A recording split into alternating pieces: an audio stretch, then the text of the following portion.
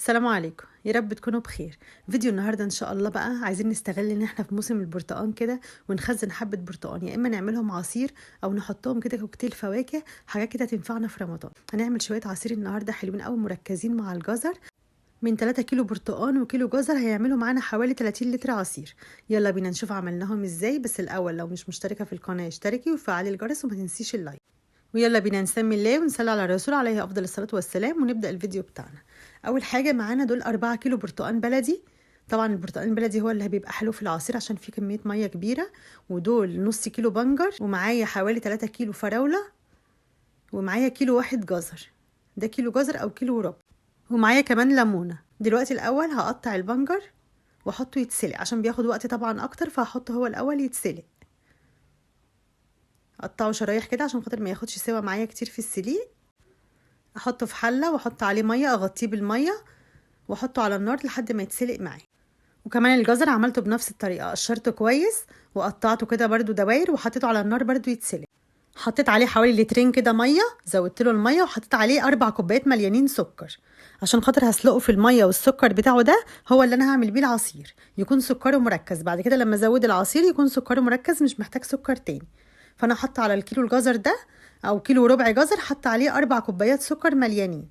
وبعد ما الجزر غلي كده بالسكر والسكر داب فيه، عصرت عليه عصرة الليمونة. وبعد كده خدت البرتقان قشرته كويس، ما خليتش فيه القشرة البيضة اللي تحت القشرة البرتقاني دي، خلاص شلتها خالص. يعني حاولت اقشره ما خليش فيه اي قشرة بيضة، لان القشرة البيضة دي هي اللي بتعمل المرارة، فلازم نشيلها خالص، نتأكد ان هي اتشالت خالص. وبعد كده قطعته دواير كده وركنته. ومعايا الفراولة بقى ديت، لو انا عايزة اركنها انا بشيل العنق كده، لو انا هركنها وهتقعد معايا فترة طويلة في التلاجة.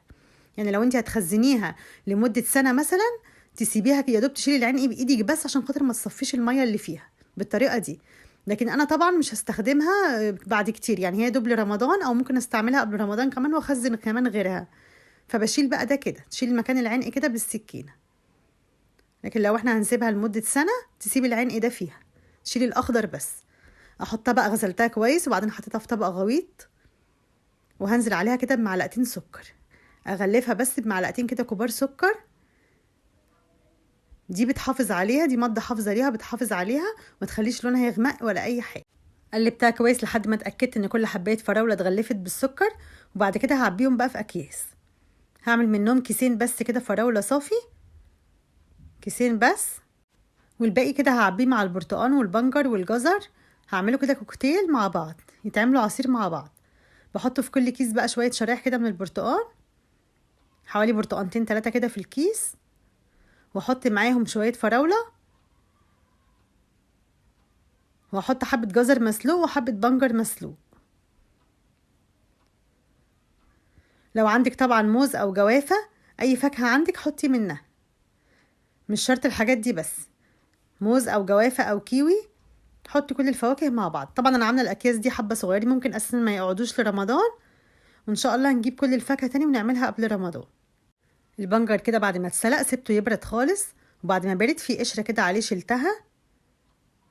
وحطيت بقى في كل كيس كام شريحة كده كمان. لازم طبعا تحطي الفاكهة باردة خالص، ما تحطهاش وهي سخنة عشان خاطر ما تعرقش كده وتعمل مية في قلب الكيس. الجزر كمان ما كترش جزر، يعني حوالي نص جزرية صغيرة كده في كل كيس، مش اكتر من كده عشان خاطر ما يغيرش طعم الفاكهة. هو طعمه بيكون حلو برضو، بس ممكن يغطي على طعم البرتقال، لما يكون كتير بيغطي على طعم البرتقال. فاحنا كل كيلو برتقال بنحط له ربع كيلو جزر بس. طبعا احنا عملنا شوية شوية حطيناهم في الاكياس كده، والباقي بقى هنضربه في الخلاط. برضو بقية البنجر ده هعبيه في كيس لوحديه، لو احتجت اطلع منه مع سلطة او مع فاكهة اطلع. دلوقتي بقى هعمل عصير البرتقال بالجزر، العصير المركز. باخد حبة كده من الجزر بالمية بتاعته، المية طبعا فيها سكر، دول لترين مية عليهم 5 كوبايات سكر، والجزر مسلوق فيهم. المية عاملة زي الشربات كده مركزة. حطيت حبة جزر، طبعا الجزر اول ما استوى طفيت عليه، ما سيبتوش لما يعقد ولا حاجة. خدت حوالي نص شفشق الخلاط كده وحطيت الباقي عليه برتقال. هضربه في الخلاط وبعد كده اصفيه بالمصفى. لازم اصفيه عشان انزل لو في اي قشور او اي شوائب كده تنزل منه، يكون عصير كده طبيعي، ما يكونش فيه اي حاجه. لو انت ضرباه ناعم قوي، لو الخلاط بتاعك بينعمه قوي ممكن ما تصفيهوش، لكن انا عندي بيطلع التفل ده فلازم يتشال. هعمل الباقي. عملت بقية العصير.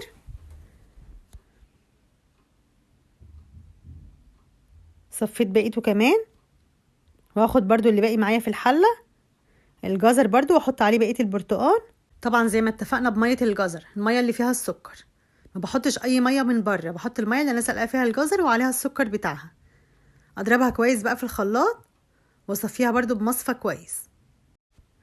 لازم التفل كله كده يطلع في المصفى، اشيله واخلي العصير كده ناعم خالص معايا، ما يكونش فيه اي تفل خالص.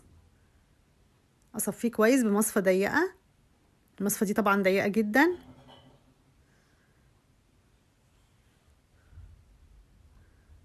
اصفيه كله كده خلاص.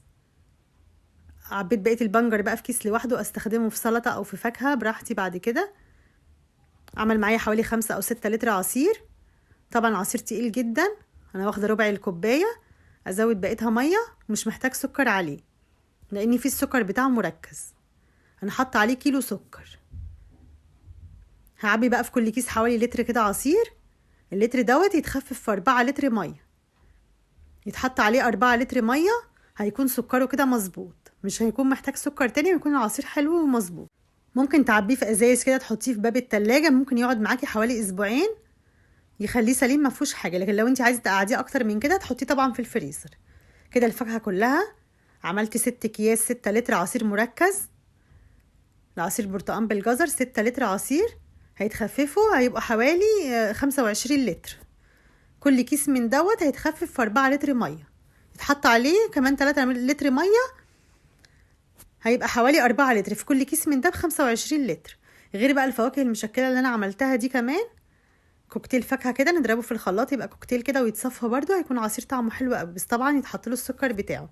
وكمان الفراوله، لو عايزه احط موز او جوافه برضو اقشره واقطعه بنفس الطريقه، بس اعصر عليهم عصره ليمون عشان خاطر لونهم ما يغمقش، يخلي لونه ابيض زي ما هو وفاتح. طبعا لو عندك اي فاكهه تانية عايزه تحطيها ممكن تحطيها برضو في الكوكتيل ده، تحطي كيوي او تحطي اناناس او موز او جوافه زي ما انت عايزه. عصير طبيعي طعمه حلو، ضامنين نظافته، وكمان ما كلفناش اي حاجه. كل الحكايه 4 كيلو برتقال وكيلو جزر بحوالي 20 جنيه. عملنا نصهم بس عصير بيور، وكمان الباقي زودنا عليهم فراولة وبنجر، وعملنا منهم كوكتيل الفواكه. اتمنى الفيديو يكون عجبكم. لو الفيديو عجبكم ما تنسونيش باللايك والاشتراك في القناة وتفعيل الجرس عشان يوصلكم كل فيديوهاتي. والسلام عليكم ورحمة الله وبركاته. مع السلامة.